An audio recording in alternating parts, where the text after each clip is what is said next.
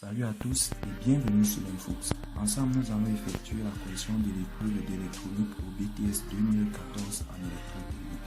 Bien, sans plus tarder, l'exercice 1. Bien, on nous dit, on veut maintenir constant la température d'un four à une valeur de consigne fixée par l'utilisateur. Pour cela, on insère un régulateur qui va permettre de contrôler la puissance apportée au dispositif de chauffage du four. La structure de base du régulateur est donnée à la figure 1. Le schéma détaillé est donné à la figure 2. Le problème comporte l'étude de quelques sous-ensembles. Chaque partie peut être traitée de façon indépendante, mais il est logique d'aborder chronologiquement le sujet. On nous dit la température est prise à l'aide d'une résistance CTN. Donc, la température est prise à l'aide d'une résistance CTN qui signifie coefficient de température négative, c'est-à-dire que la valeur ohmique du dispositif suit une loi exponentielle lorsque la température augmente. On modélise la résistance CTN de manière à représenter par la figure 2A. L'évolution de la résistance est donnée par le rapport. Donc, on va mettre la donnée, nous allons prendre P est égal à R, P est égal à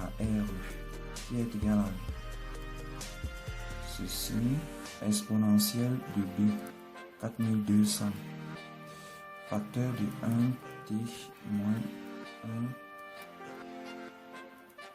1 sur 200 sur 298. On nous dit ensuite, on utilise le capteur de la figure 2B. En 1, la première question nous dit comment évolue V1 lorsque la température du four augmente. V1, comment est l'évolution de V1 lorsque la température du four augmente. Or, on nous a dit à la figure 2C que P subissait une loi exponentielle par rapport à T. La courbe était comme ceci, et à la figure 2B, je prends la figure 2B, histoire qu'on voit ce qui est en train de se passer réellement. Ici on a V1, ici on a la masse, ici on a R10, là on a P qui est variable, et là on a V qui est égal à 12 volts. Bien, on nous demande comment évolue V1, cette tension-ci, lorsque la température T augmente. Premièrement, nous mettons notre premier repère là. Notre deuxième repère, quand la température augmente, nous voyons très bien sur notre deuxième repère que P diminue. Si P diminue, cela signifie que la tension à ces bornes va diminuer. Et si la tension aux bornes de P diminue, cela signifie que V1 doit augmenter pour qu'à chaque moment, on ait cette tension-ci plus celle-ci qui donne 12 volts. En essayant de modéliser, ça fait V est égal à P multiplié par une certaine constante qui est encore le courant, plus V1. Ceci signifie que quand la température augmente, P diminue. Par conséquent, il faut que V1 augmente pour que tout ce rapport-ci plus l'autre-ci soit toujours égal à la constante V qui est 12 volts. Bien, d'où on dira que V1 augmente. V1 augmente. Bien, ça c'était la question numéro 1. En question 2, on nous dit calcule R10. Donc, on veut R10 pour que V1 soit égal à 10 volts lorsque la température T est égale à 373 Kelvin. Bien, ici, on va modéliser. On va utiliser premièrement le diviseur de tension à ce niveau-ci. En utilisant le diviseur de tension, on va trouver V1. V1 est égal à V multiplié par R10 est égal à V multiplié par R10 divisé par R10 plus P. Là, on va essayer de tirer R. Premièrement, on va basculer ça ici. Ça fait V1 facteur de R10 plus P est égal à V multiplié par R10. En multipliant ça fois ça, on obtient V1 R10 plus V1P est égal à V multiplié par R10. En portant ceci pour le renvoyer ici, on obtiendra V1P V1P sera égal à R10 facteur de V moins V1. Bien, on peut donc tirer R10 qui sera égal à V1 multiplié par P divisé par V moins V1. Donc, il nous reste cette fois-ci à déterminer P. Pour déterminer P, qu'est-ce qu'on nous a dit? Pour pouvoir déterminer P, il faut utiliser cette température-ci. Donc, on va prendre tout simplement l'expression de P en disant que P sera égal à 3 à 22 000 exponentielle de 4200 facteur de 1 sur T. T est la température qu'on nous a donnée, que voici 373 moins 1 sur 298. En application numérique, on trouvera en application numérique, qu'est-ce qu'on va trouver? Donc, en application numérique, P qui est égal à 1,293,22 ohms. Bien, par conséquent, on va obtenir R10 qui sera égal à 10 multiplié par 1,293,22 divisé par 12 moins 10. Et en application numérique, on obtiendra R10 qui est égal à 6466,1 ohms, soit R10 qui est égal à 6,46 kOhms. Bien, la question en question 3 nous dit que vaut V1. Donc, quelle est la valeur de V1 pour la valeur de R10. Donc, pour R10 est égal à 6466,1 ohms, que vaut V1 et à une température T qui est maintenant cette fois-ci à 293 Kelvin. Bien, pour effectuer ceci, nous allons toujours maintenir notre formule du diviseur de tension que voici. Par conséquent, on obtiendra V1 qui est égal à V multiplié par R10 divisé par R10 plus P. Donc, on encadre notre formule et en application numérique, on va d'abord premièrement chercher à déterminer la nouvelle valeur de P en disant que P sera cette fois-ci égal à 2, cette fois-ci à 22 000 exponentielle de 4200 facteur de 1 sur T. T cette fois-ci qui est égal à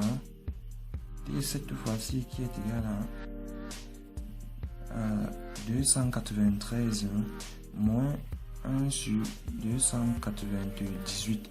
En application numérique, on trouvera une valeur de P.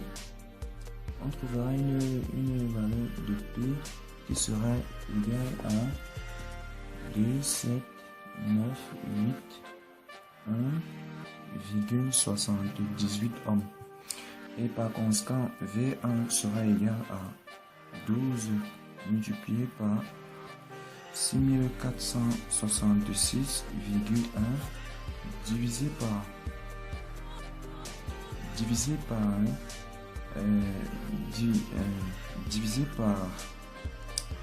R10, donc 6000 divisé par R10, donc 6000 R10 qui est égal à 6466,1 que nous allons faire plus P, et cette fois-ci qui est égal à 1,798,78. Et donc V1 en application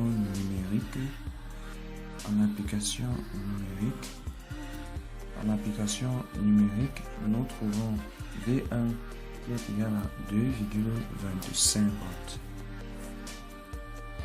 Bien, en 2, ça c'était petit 1, ici on a petit 1 en grand 1, ici en grand 2, régulation de la température de consigne. On nous dit Elle se fait par l'intermédiaire d'un potentiel décrit par la figure 3. 1. La première question. X est un entier compris entre, donc, pour X appartenant à 0 et 1. Lorsque la température évolue pour une température T appartenant à 0 à 373 Kelvin, la question nous dit donne l'évolution de V2. Donc, on veut V2 en fonction de X. Donc, on veut l'évolution de V2 en fonction de X. On va d'abord, premièrement, prendre la figure 3, histoire de voir ce qui se passe. La figure 3 ainsi représentée. Donc, ici, on a le point E. Ici, on a V2 là. Ici, on a la masse. Également, ici, on a la masse. Là, c'est R, la résistance R. Là, c'est V qui est égal à 12 volts. Là, c'est 1 moins X multiplié par R. Là, c'est XR. Donc, cette résistance ici, c'est XR. Bien, arrivé à ce niveau, comme on veut l'évolution de V2, on va utiliser notre règle. Donc, on va utiliser la règle du diviseur de tension. Toute cette tension-ci, c'est V. On a cette petite tension-ci et V2 ici. Donc, ceci signifie que V2 sera égal à la tension totale qui est V multipliée par la résistance auquel la tension V2 est appliquée. Donc, c'est XR. Divisé maintenant cette fois-ci par XR plus la somme des résistances dans la résistance plus celle-ci, donc plus le facteur de 1 moins XE multiplié par R. En essayant de développer ça, on obtient V2 est égal à V XR divisé par VXR divisé tout simplement par XR plus ça fois ça, ça fait R moins ça fois ça moins X de R. Et là, on peut tout simplement simplifier les XR et rester avec un truc comme VXR divisé par R. Les R également se simplifient. On reste donc avec V2 qui est égal à XV.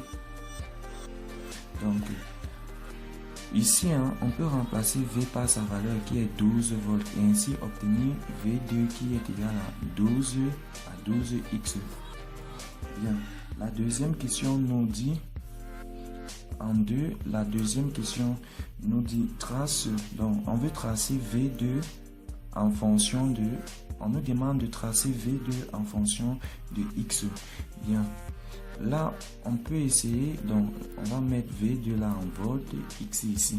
On va essayer de prendre un petit repère, histoire de mettre V2 ici, X à ce niveau-ci. Quand V2 vaut 0, comment se comporte X quand V2 vaut 0, X prend également 0. Quand V2 prend 1, quand, autant pour moi, que va-t-on prendre là? Quand V2 prend 1, X, comment se comporte X? Quand V2 prend 1, X prend 1/12.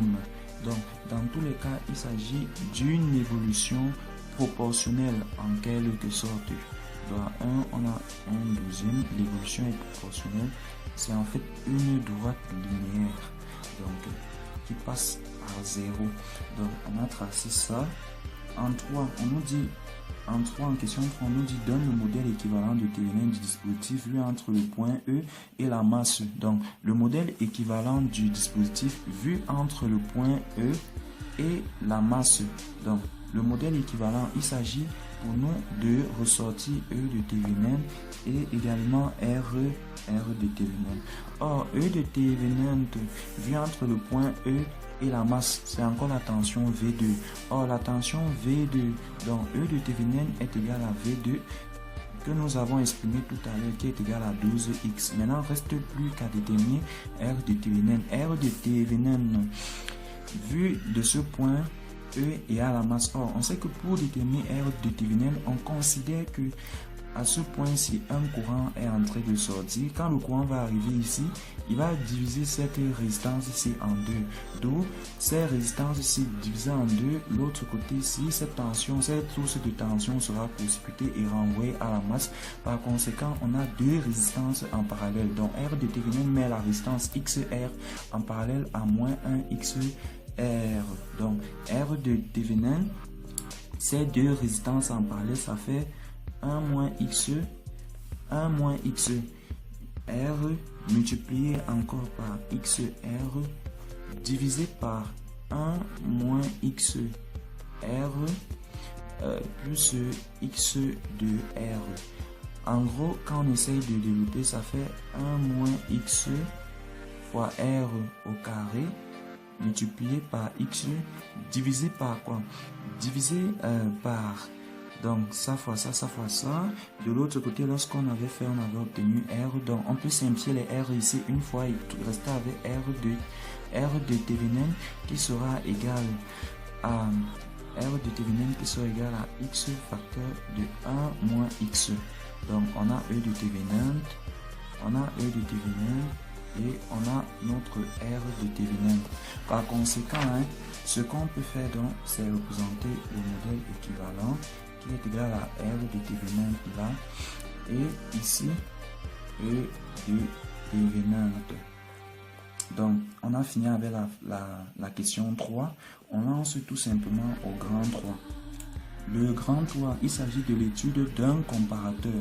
On nous dit il se comporte de plusieurs blocs, à savoir 1, 2 et 3. Dans le schéma de la figure 4, V1 et V2 étant les tensions fournies par le capteur de température d'une part et par le régulateur de consigne d'autre part. Les amplificateurs opérationnels sont supposés parfaits et sont alimentés entre donc l'alimentation des amplificateurs opérationnels sont effectués à Vsat plus ou moins Vsat qui est 12 volts. On nous dit en 1, donc on nous dit au premier bloc, donc au bloc numéro 1, on nous dit les amplificateurs opérationnels AOP1, AOP2, AOP3 fonctionnent en régime linéaire. La première question A nous dit donne la tension VA par rapport à la masse. Donc, ce qu'on va d'abord essayer, c'est de représenter le bloc A, le bloc 1. Ici, on a V1. Là, on a la masse. On a une résistance ici, R1. Bien, on met pause. Bien, on a notre bloc qui est à représenter là, comme vous pouvez voir sur le schéma. Bien, la première question, donc, en A, on nous dit donne le potentiel VA au point A en fonction de V1. Donc, on veut la tension au potentiel au point A. On veut la tension à ce point-ci par rapport à V1. Nous voyons comme la borne plus est égale à la borne moins, comme l'AOP fonctionne en régime linéaire, que VA, cette tension-ci, c'est encore V1. Donc, on va dire VA est égal à V1. On encadre. À la question B, on nous dit donne la tension VB au point B en fonction de V2. Donc, on veut donner la tension VB en fonction de V2. Voici VB ici. Comme lui, il est toujours en fonctionnement linéaire, VB est tout simplement égal à V2. On va dire VB est égal à V2. On encadre. On a encadré en C. En C, la question, on nous dit exprime le courant I. Donc, on veut I en fonction de R2, de VA et de VB, puis donc on va d'abord premièrement commencer par exprimer I en fonction de tout ceci. Bien, pour ce faire, le courant I, peut-être on a oublié de le mentionner. Voici le courant I ici. Pour exprimer le courant I en fonction de tout ceci, on constate tout simplement que le courant I est en train de circuler à ce niveau-ci, puisque l'AOP n'absorbe aucun courant. Donc, le courant I c'est le même courant qui circule jusqu'à circuler dans R1. Par conséquent, comme le courant est en train de circuler dans R2 comme ceci, nous allons tout simplement dire que, et comme ici, on a la tension VB et VA, nous allons tout simplement dire que I est égal à tout simplement à la tension VA moins VB, tension VA moins VB divisé par cette résistance ici, donc divisé par R2. On encadre notre formule. Bien. Ensuite, on nous avait dit puis exprimer I en fonction de, puis exprimer le courant I en fonction de R2, de V1 et V2. Bien, pour ce faire, nous savons tout simplement que I est égal à VA. VA qui est encore égal à V1. Donc, ça fait I est égal à V1 moins VB. VB qui est égal à V2. Ça fait moins V2 divisé tout simplement par R2. On encadre notre formule. Eh bien, la question suivante, donc, la question D, nous dit en déduire l'expression de U. Donc, on veut U en fonction de R1, de R2, de R3, de VA et de VB. Donc, dans un premier temps, bien, on revient sur notre schéma. Voici notre tension U. Pour ce faire, voici notre tension U. Ce que nous allons faire, c'est quoi? Nous constatons que le courant I est en train de balayer tout ceci. Donc, nous pouvons dire que la tension U, qui est cette tension-ci, est égale à notre courant I, multiplié par R1, R2, R3. Donc, en gros, on va dire donc que U est égal à I multiplié par R1 plus R2 plus R3. Donc, en définitive, nous constatons que U est égal à... Or, I, voici l'expression de I ici, en fonction de VA et de VB, divisé par R2, facteur de R1 plus R2, plus R3. Donc, on a notre U. Bien. L'autre question nous demandait aussi, on nous demandait également d'exprimer la tension U en fonction de R1, de R2, de R3, de V1 et de V2. Bien, nous allons tout simplement remplacer en disant que U est égal à V1 moins V2 divisé par R2 facteur à R1 plus R2 plus R3. Bien, la question suivante, donc il s'agit de la question E. On nous demande d'exprimer la tension U. On veut exprimer la tension U en fonction de VC qui est au point C et de la tension VD au point D. Donc, ce que nous faisons, nous venons ici, nous voyons la tension U. U sera égal au potentiel positif, voici son plus grand potentiel là où la flèche passe, ça fait C. Donc ici, ça va faire V de C. Donc U sera égal à V de C moins l'autre potentiel C. Parce qu'il y a moins l'autre potentiel, ça va faire moins VD. Donc on a exprimé U en fonction de VC moins VD. Ça c'était la question E. En question maintenant F, on nous dit exprime le potentiel de l'entrée non inverseuse. Donc on veut V plus de l'amplificateur 3 en fonction de VC. En fonction de VC. Pour ce faire, nous venons ici. Voici notre AOP3 ici. Oui, voici notre AOP. Ça c'est AOP3. Ça c'est AOP1. Ça c'est AOP2. Donc, on va exprimer la borne positive de notre AOP en fonction de VC. On a laissé cet espace pour pouvoir continuer le schéma. Donc, la question F, nous allons reprendre la question F ici. On veut V de F3, V de O3 plus en fonction de VC. Bien. V de O3 plus, c'est cette tension-ci. Cette tension-ci qui va se retrouver tout simplement ici.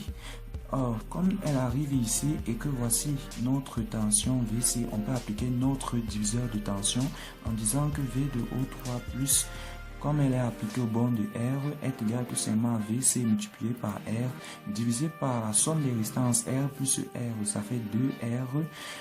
On peut simplifier les R et obtenir finalement V de O3 plus est égal à tout simplement VC divisé par 2.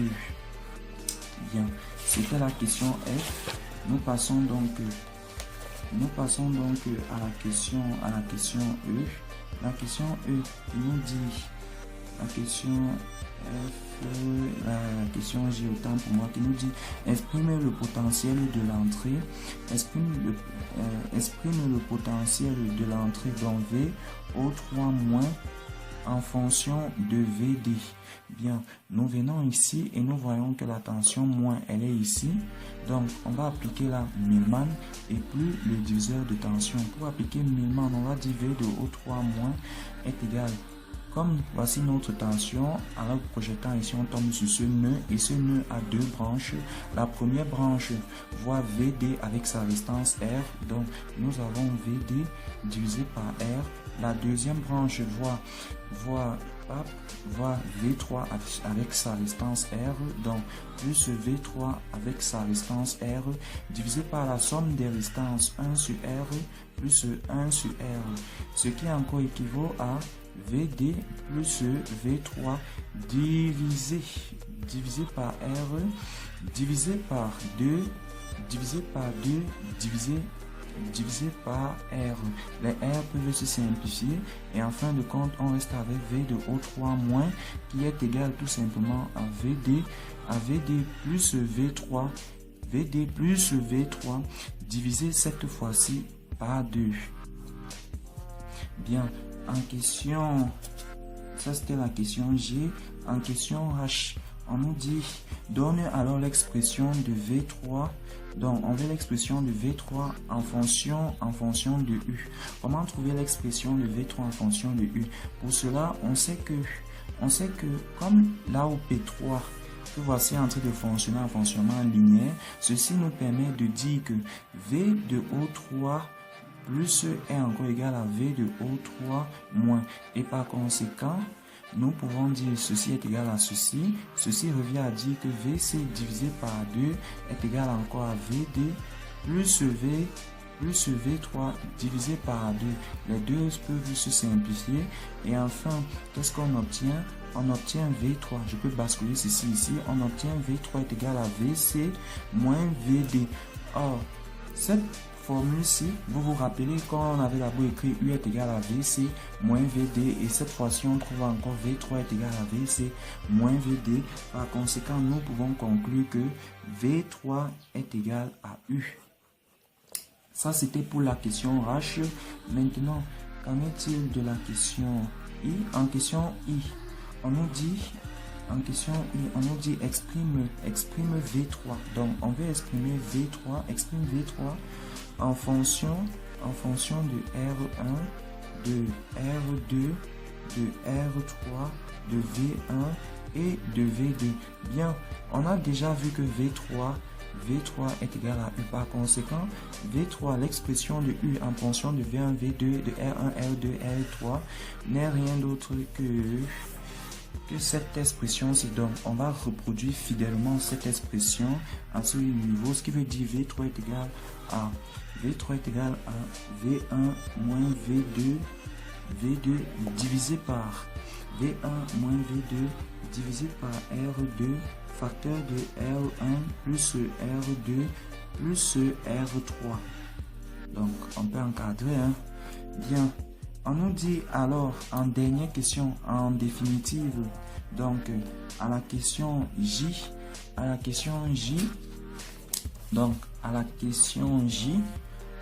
on nous demande quelle est alors la fonction réalisée. Eh bien, vu que la fonction réalisée, donc la fonction réalisée par la sortie V3, pour connaître la fonction, nous venons ici, nous essayons d'analyser la fonction de transfert en fait.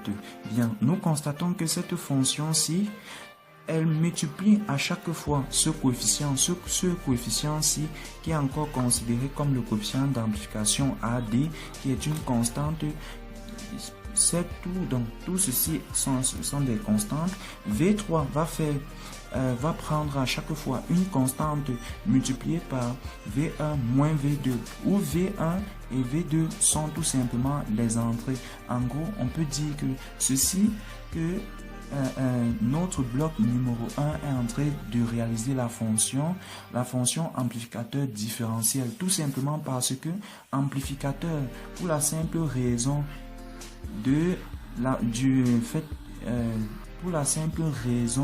qu'il y a ce coefficient-ci, et amplificateur différentiel parce que notre sortie V3 effectue la différence entre ces deux entrées V1 et V2.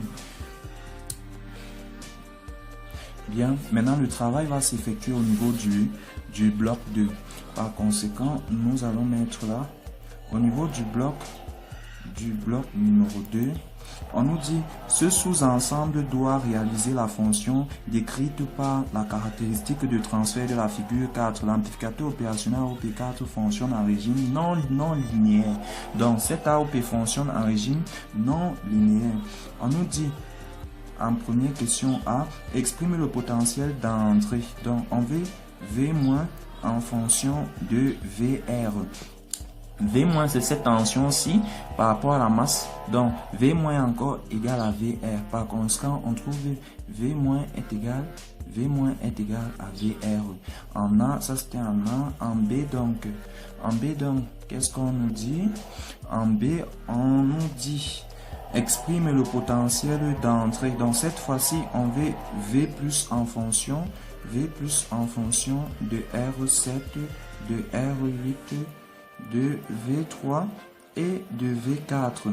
Bien, pour trouver V plus, ce que nous allons faire, nous allons utiliser tout simplement la loi de Millman.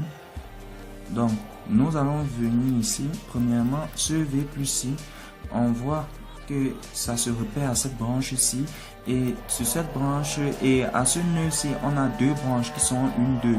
La première branche, sa tension c'est VR, donc c'est V3, donc ça fait V3 sur R7 plus la deuxième branche, sa tension c'est V4 sur sa résistance qui est R8, donc ça fait plus V4 sur R8 divisé par 1 sur R7 plus 1 sur R8. Par conséquent, qu'est-ce qu'on obtient? Par conséquent, on obtient V plus qui est tout simplement égal à V3 multiplié par R8 plus V4 multiplié par R7 divisé par R7 plus R8. Ça, c'est V plus.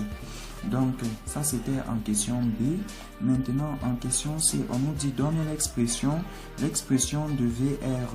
Donc, on veut l'expression de VR pour que le seuil de basculement haut, donc pour que VH, seuil de basculement haut, représenté ici par V de C1, soit égal à 0. Pour cela, il faut... on sait que, premièrement, pour résoudre cette problématique, on sait que quand l'AOP fonctionne en régime non linéaire ou encore en régime de saturation, VS, donc la tension de sortie VS qui est considérée ici comme V4, donc VS qui est encore considéré ici, comme V4 est tout simplement égal à V- à V plus moins V-. Donc, ceci implique donc que si on a cette problématique-ci, ceci va impliquer que quand V plus, premièrement, quand V plus moins V- est supérieur à 0, ceci implique que V4 est égal à VSAT, à plus VSAT, et lorsque V plus moins V- inférieur à 0, ceci implique que V4 est égal à moins VSAT, et par conséquent, pour trouver un seuil de basculement, que ce soit le seuil de basculement haut qui est VH ou encore le seuil de basculement bas qui est VB, on doit poser V plus moins V moins qui est égal à 0, histoire de résoudre V plus est égal à V moins. Par conséquent, ici, je vais donc poser V plus est égal à V moins. Je dois donc résoudre cette expression-ci. Or, qu'est-ce que je sais? Je sais que V plus, à quoi V plus renvoie à toute cette expression-ci. Et je sais que V plus, donc, je peux prendre l'expression ici. Donc, ça fait V3 multiplié par R8 plus V4 R7 divisé par R7 plus R8 est encore égal à V moins. Cette fois-ci, V moins, que voici qui est égal à VR. Donc, je reviens là et je mets là VR. Par conséquent, je trouve donc VR est égal à V3 multiplié par R8 plus V4 multiplié par R7 divisé par R7 plus R8. Donc, voici en d'autres termes l'expression de VR. Bien, la question suivante nous dit, mais bon, là ce n'est pas totalement, là ce n'est même pas totalement l'expression du VR, mais ça c'est la première expression du VR. Donc en développant, on va trouver la deuxième expression de VR. Bien, la question suivante nous dit, donc on a pris cette fois-ci, on nous dit en question D que exprime alors, donc on veut exprimer alors la largeur du cycle delta V3. Comment exprimer la largeur du cycle delta V3? On sait que parmi ces tensions-ci, V4 ne peut prendre que plus ou moins Vsat et plus ou moins Vsat sera ordonné par ces tensions d'entrée. Or, la tension VR ne varie pas forcément. La tension qui peut faire varier V4, c'est V3. Voilà pourquoi on met delta V3. Bien. Il faut également savoir que ce delta V3 est tout simplement égal à VO moins V bas. À VO moins V bas. Ceci n'inclut pas le fait que VO, on nous a précisé que VO qui est égal à V de C1 est égal à 0 et que V bas moins V bas qui est égal à V de C2. Donc, premièrement, il faut d'abord essayer de trouver l'expression de VC1 et ensuite trouver l'expression de VC2. Donc, premier astérisque, je sais que quoi? Je sais que V3 tel que je suis en train de le voir à ce niveau-ci, donc je vais d'abord commencer par prendre l'ensemble de l'expression, donc histoire de réaliser V plus moins V moins. Donc V plus, je recopie V plus que voici, ça fait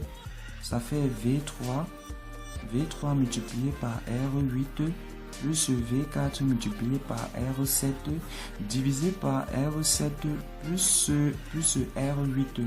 Donc là, on a V plus que je dois faire moins V moins. Pour faire ceci, moins V moins, c'est VR. Donc, je suis à ce niveau-ci. Eh bien, premier astérisque, je peux poser mon premier astérisque pour dire que si je veux VH qui est le plus haut, qui est encore égal à V de C1, eh bien, je dois résoudre toute cette expression-ci supérieure à 0. Par conséquent, qu'est-ce que j'obtiendrai? Par conséquent, je vais obtenir quoi? Donc, pour obtenir VH, je dois résoudre tout ceci supérieur à 0 et tirer V3. Cette fois-ci, V3 devient VH. Donc, VH multiplié par R8 plus V4 multiplié par R7 divisé par R7 plus R8 supérieur. L'expression-ci maintenant sera égale. Donc, l'expression-ci maintenant sera égale à VR. Pourquoi égal? Égal tout simplement parce que VH constitue le seuil de basculement haut. Et V4 ici doit prendre maintenant la valeur Vsat. Donc plus Vsat.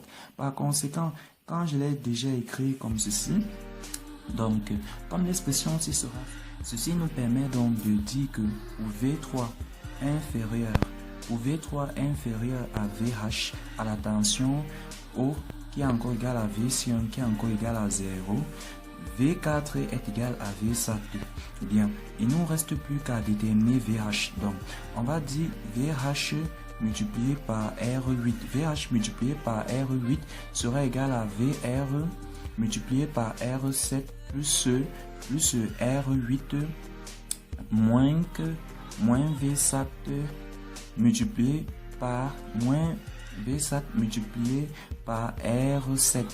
Bien, à ce niveau, si on peut trouver VH qui est égal à VR facteur de R7 plus R8 divisé par R8 moins VSAT multiplié par R7 sur R8. Or, VO qui est encore égal à V de C1 qui est encore égal à 0. Ceci implique donc quoi? Ceci implique que 0 est égal à VR facteur de R7 plus R8 divisé par R8 moins VSAT multiplié par R7 divisé par R8. Ceci implique donc quoi? Je vais déterminer VR. Comment dois-je faire pour déterminer VR? Je vais basculer tout ceci ici. Ça fait VR est égal et le diviser par R8. Donc les R8 vont se simplifier. Ça va faire VR facteur de R7 plus R8 est égal à VSAT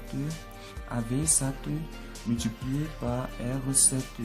D'où VR sera égal à VSAT multiplié par R7 divisé par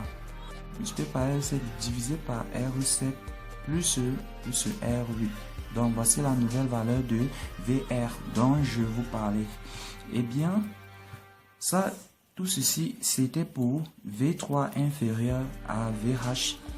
Donc, nous avons trouvé l'expression, la nouvelle expression de VR. Maintenant, déterminons déterminons maintenant VB. VB qui est égal encore à V de C2. Bien, comment va-t-on faire pour déterminer l'expression de VB qui est égal le V le plus bas qui est égal à VC2? Bien, on n'a qu'à venir ici, quand on renvoie, ça fait inférieur à 0. Ceci signifie que V3 sera donc inférieur à VB, inférieur à VC2. Bien, on revient ici, tout va encore se rejoindre. Tout va se jouer encore dans cette expression, donc on va tirer encore V3, cette fois-ci en remplaçant plutôt ici par inférieur à 0. Bien, donc en essayant de tirer V3 à nouveau, qu'est-ce qu'on va obtenir? On va obtenir un VB qui sera toujours égal à VB qui sera égal à R7 plus R8 divisé par R8. Mais cette fois-ci, ceci implique donc que V4 cette fois-ci sera égal à moins VSAT. D'où l'expression ici. On va remplacer ici. Comme quand on va mettre moins VSAT, on va faire plus VSAT. Donc ici, on va obtenir plus VSAT multiplié par R7 divisé par R8. En remplaçant maintenant VR par sa valeur que voici, on obtient donc VB est égal à R7, R8 vont se simplifier. Il va rester VB est égal à VSAT multiplié par R7 divisé par R8 plus VSAT multiplié par R7 divisé par R8. Donc on a deux fois cette expression-ci. Ceci signifie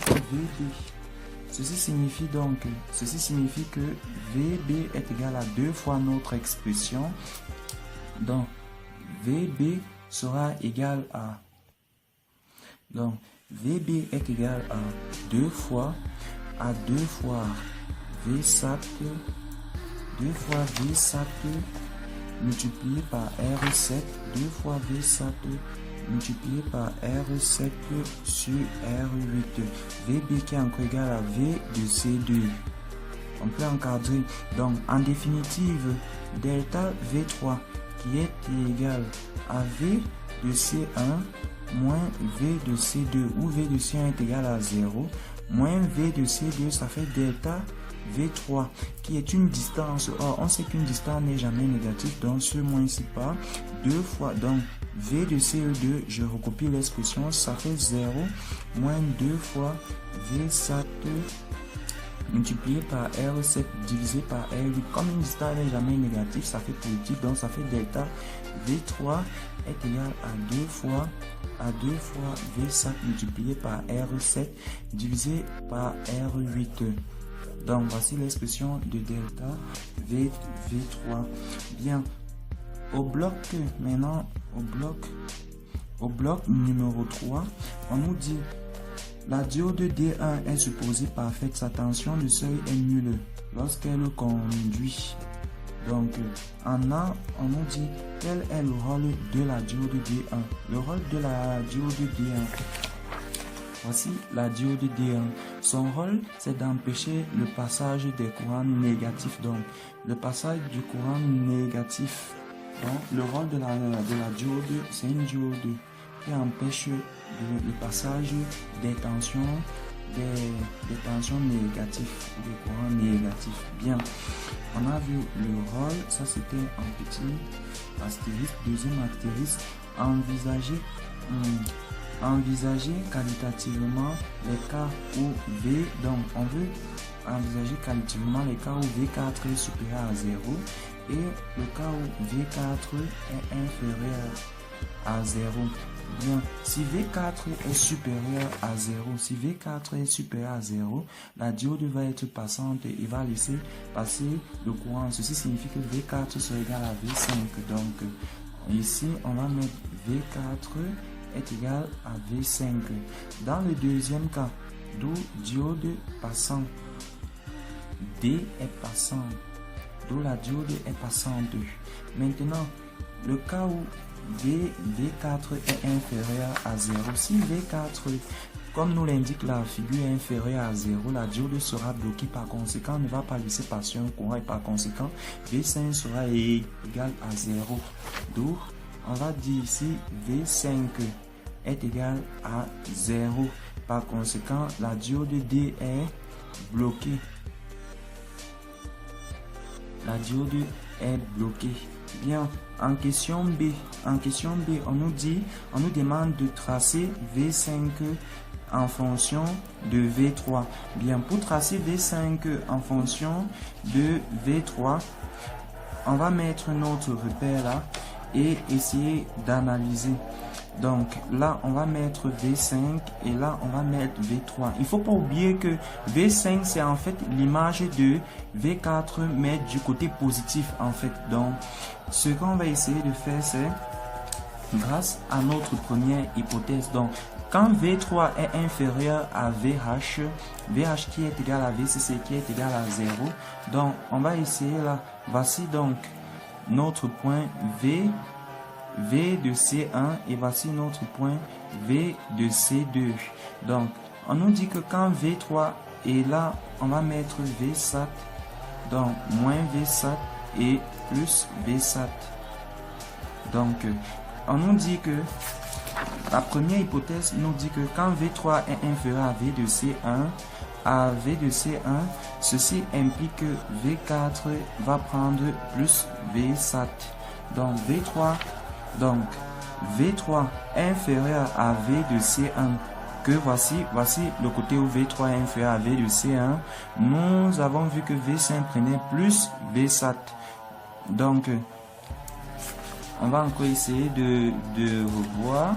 Donc, quand V3 est inférieur à V de H1, on a plus Vsat.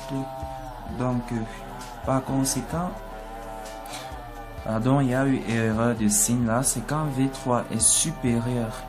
Quand V3 est supérieur, comme l'indique ici, donc on va trouver un V3 supérieur à toute cette pression-ci. Donc quand V3 est supérieur à VH, on a V4 qui est égal à Vsat. Donc quand V3 est du côté supérieur à V de C1, on a plus Vsat. Donc c'est comme ceci. Et on descend là. Dans le cas contraire, ça devait descendre, on devait arriver là et aller comme ceci. Mais on ne peut pas aller là puisque V5, souvenez-vous, c'est l'image positive. Donc, on doit s'arrêter là. Donc, notre graphe est en train de venir comme ceci et en train de descendre comme ceci. Bien. En deuxième posture, donc, on nous dit que quand V3 est inférieur à VB qui est V de C2, V4 prend moins V7. V3 inférieur à V de CE, on a moins V7.